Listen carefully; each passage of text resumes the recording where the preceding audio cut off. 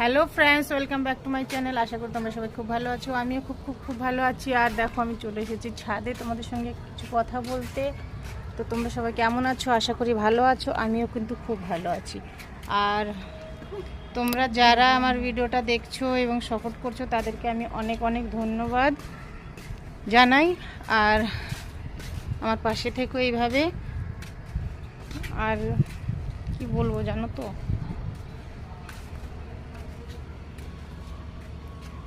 দেখতে পাচ্ছ, এটা আমরা যে বিল্ডিংয়ে থাকি সেই ছাদ, বিশাল বড়।